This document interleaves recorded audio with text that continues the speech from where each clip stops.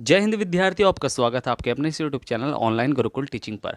UP TET और C TET की हम तैयारी कर रहे हैं और आज का जो हमारा प्रैक्टिस सेट है वो है बाल विकास का। यह हमारा तीसरा प्रैक्टिस सेट है। इसमें भी मैंने यूपी टेट सी टेट को ही देखते हुए टॉप मैंने क्वेश्चन जो प्रीवियस ईयर में पूछे गए हैं वो मैंने इस वीडियो में रखे हैं।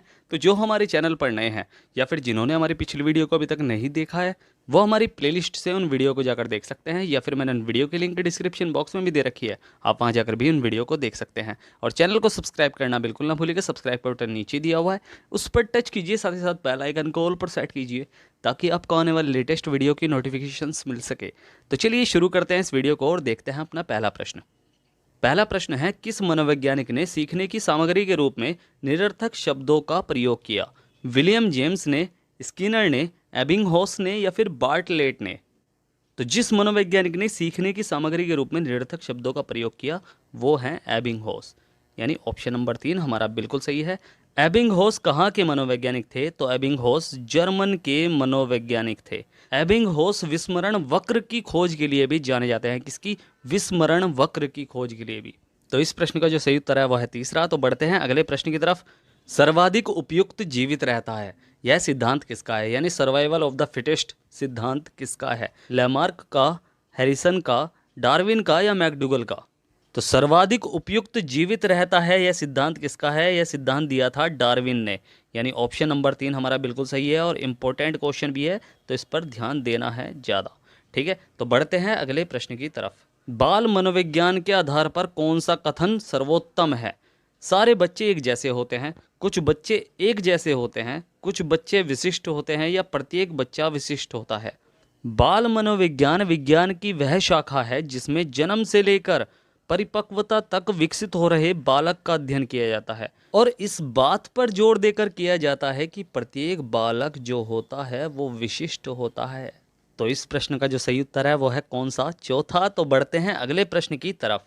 प्राथमिक स्तर पर मूल्यों की शिक्षा देने की सर्वोत्तम विधि कौन सी है? मूल्यों के महत्व को बताना, मूल्यों के पालन न करने पर दंडित करना, अध्यापक के व्यवहार में मूल्य स्थापन या उपयुक्त सभी?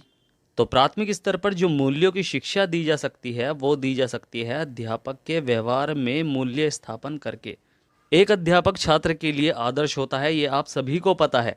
इसलिए प्राथमिक स्तर पर जब मूल्यों की शिक्षा दी जाती है तो अध्यापक स्वयं के व्यवहार में मूल्यों को स्थापित करे जिससे कि छात्र उन मूल्यों को अनुग्रहण करे। तो इस प्रकार ही बालक जो है वो अध्यापक के मूल्यों को अनुग्रहण आसानी से करता है और वह सीख जाता है, मूल्यों की शिक्षा उसको मिल जाती है। तो इस प्रश्न का सही उत्तर है तीसरा। तो बढ़ते हैं अगले प्रश्न की तरफ। निम्नलिखित में से कौन सा मत अंतर्दृष्टि द्वारा सीखने की व्याख्या करता है?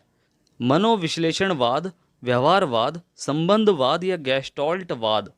सबसे पहले तो आपको पता होना चाहिए कि अंतर्दृष्टि, या तो पेपर में अंतर्दृष्टि लिखा आएगा या फिर लिखा आएगा सूझ का सिद्धांत, या तो अंतर्दृष्टि या सूझ का सिद्धांत। तो अंतर्दृष्टि या सूझ का सिद्धांत किसने दिया? वो दिया है कोहलर ने। किसने? कोहलर ने। अब कोहलर कौन थे? कोहलर एक गैस्टोल्टवादी थे, यानी ऑप्शन नंबर 4 हमारा बिल्कुल सही है।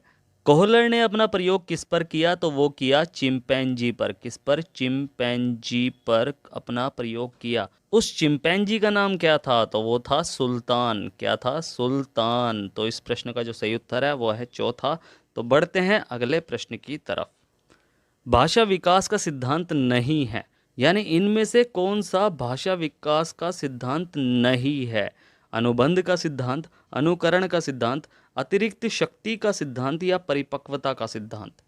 भाषा विकास से मतलब ऐसी क्षमता से है जिसके द्वारा व्यक्ति अपने भावों, विचारों और इच्छाओं को दूसरे तक पहुंचाता है और दूसरे के भावों और इच्छाओं को ग्रहण करता है।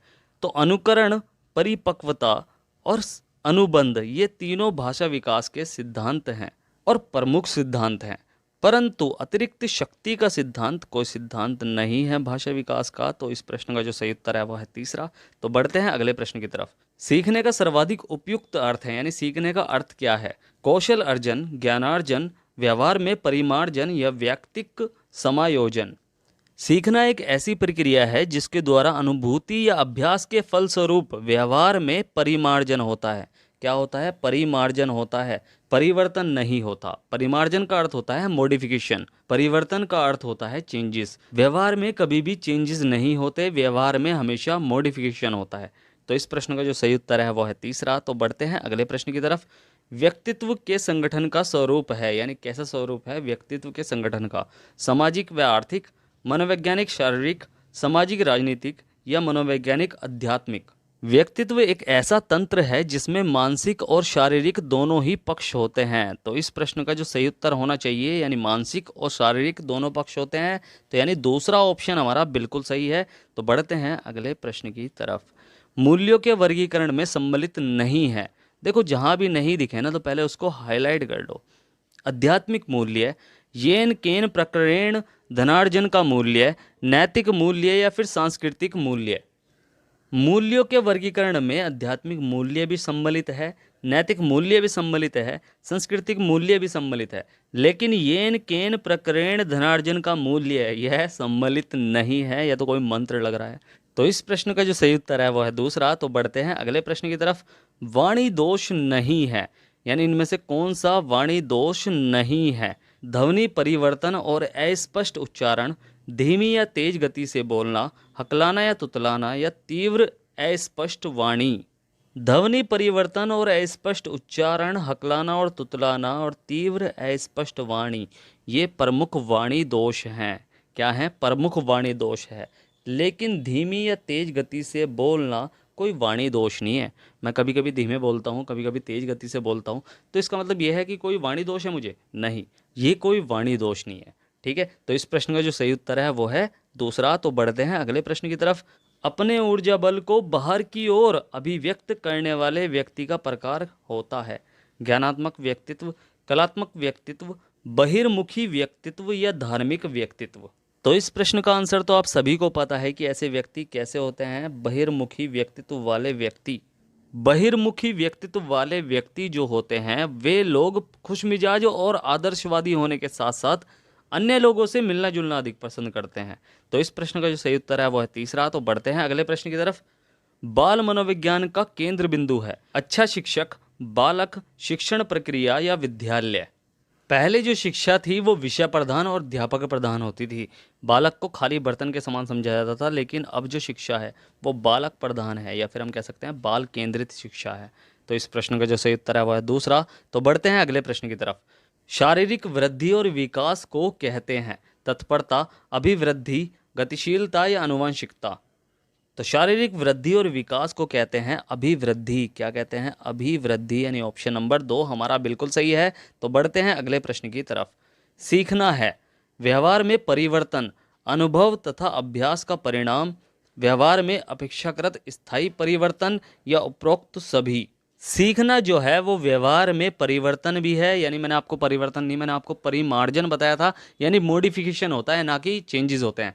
ठीक है, व्यवहार में परिवर्तन भी है। अब क्या करें, जब ये लिखा है तो यही मानेंगे ना। अनुभव तथा अभ्यास का परिणाम भी है, व्यवहार में अपेक्षाकृत स्थायी परिवर्तन भी है, यानी तीनों है, यानी उपरोक्त सभी हमारा सही उत्तर है, यानी ऑप्शन नंबर 4 हमारा बिल्कुल ठीक है। तो बढ़ते हैं अगले प्रश्न की तरफ। मानसिक आयु के प्रत्यय का सर्वप्रथम प्रयोग किसने किया? थॉर्नडाइक ने, गिलफोर्ड ने, स्पीयरमैन ने या बिने साइमन ने? मानसिक आयु प्रत्यय का जो प्रयोग किया जाता है ना वो बुद्धि मापने में किया जाता है। इस प्रत्यय का जो सबसे पहले प्रयोग किया था वो किया था बिने साइमन ने। और इसका प्रयोग किसमें किया जाता है? मैंने बताया ना आपको, उसे ध्यान रखना है, बुद्धि मापने में किया जाता है। किसमें? बुद्धि मापने में। तो इस प्रश्न का जो सही उत्तर है वो है चौथा। तो बढ़ते हैं अगले प्रश्न की तरफ। सीखने की प्रक्रिया में सीखने का स्थानांतरण हो सकता है सकारात्मक, नकारात्मक, शून्य या उपरोक्त सभी? भाई सीखने की प्रक्रिया में स्थानांतरण का जो मतलब है ना, सीखी हुई क्रिया का अन्य परिस्थितियों में प्रयोग करना है। यानी हमने कोई चीज़ सीखी है और उस सीखी हुई चीज़ का हम किसी चीज़ में यूज़ कर रहे हैं। जैसे मैं आपको पढ़ा रहा हूँ और आप उसका यूज़ अपने एग्जाम में करेंगे, तो इसे सीखने की प्रक्रिया में सीखने का स्थानांतरण कहेंगे।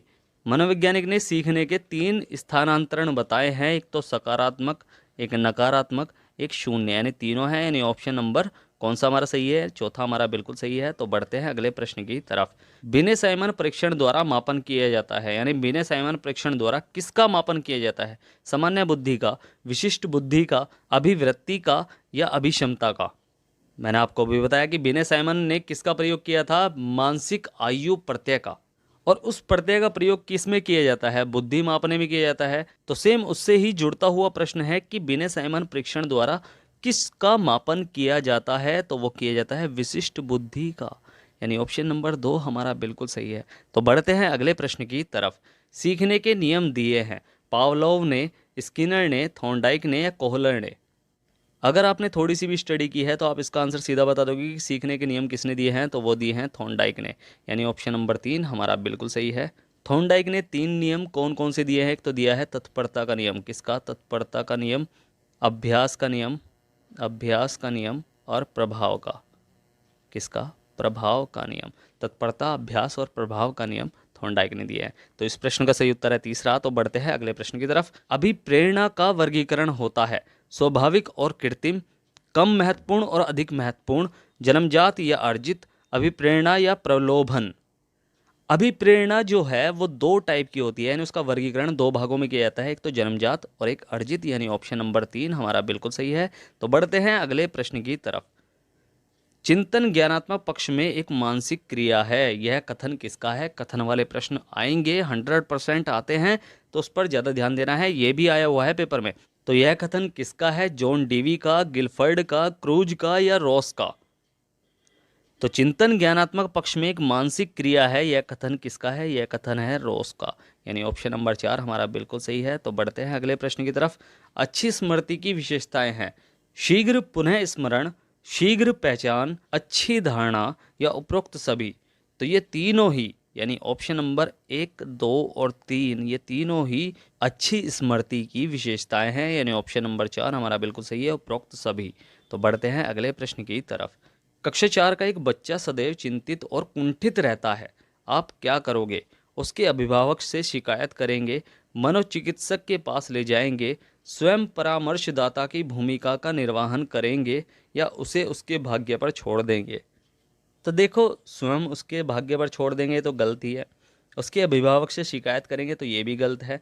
मनोचिकित्सक के पास ले जाएंगे, भाई ये कोई मानसिक बीमारी नहीं है जो उसे मनोचिकित्सक के पास ले जाएंगे। वो चिंतित रहता है और कुंठित रहता है, यानी कुछ ना कुछ तो उसके माइंड में चल रहा है, ठीक है, जिस वजह से वो थोड़ा परेशान है। तो उसके लिए हम क्या करेंगे, स्वयं परामर्शदाता की भूमिका का निर्वहन करेंगे, पता करेंगे और उसे सॉल्व करने की कोशिश करेंगे, उससे प्यार से बात करके कि भाई क्या प्रॉब्लम है, बताओ हमसे, दोस्त हैं, एक तरीके से दोस्त बन के उससे, ठीक है। तो इस प्रश्न का जो सही उत्तर है वह है तीसरा। तो बढ़ते हैं अगले प्रश्न की तरफ। शैशवावस्था के लिए उत्तम शिक्षण विधि है, मांटेसरी विधि, खेल विधि, किंडरगार्टन विधि या उपरोक्त सभी। सबसे पहले तो आपको पता होना चाहिए कि शैशवावस्था की अवधि जो होती है वो कब से कब तक होती है, जन्म से लेकर 6 वर्ष तक की अवधि शैशवावस्था कहलाती है। 6 से 12 वर्ष की अवधि जो है वो बाल्यावस्था कहलाती है। 12 से 18 वर्ष की जो अवधि होती है वो किशोरावस्था कहलाती है।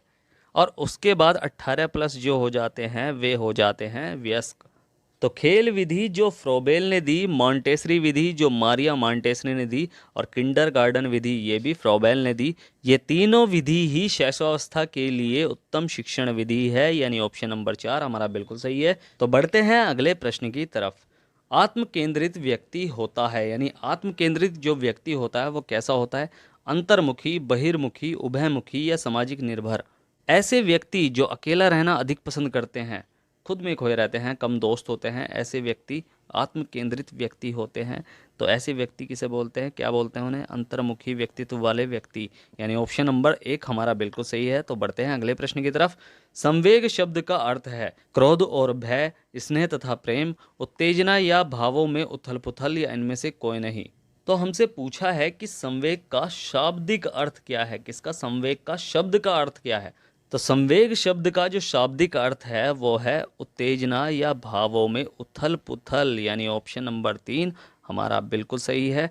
क्रोध और भय जो है, भाई क्रोध और भय ये संवेग हैं, ये उनका अर्थ नहीं है, संवेग शब्द का अर्थ नहीं है, ये क्रोध और भय संवेग हैं। स्नेह प्रेम ये संवेग हैं, ठीक है। तो इस प्रश्न का जो सही उत्तर है वह है तीसरा। तो बढ़ते हैं अगले प्रश्न की तरफ।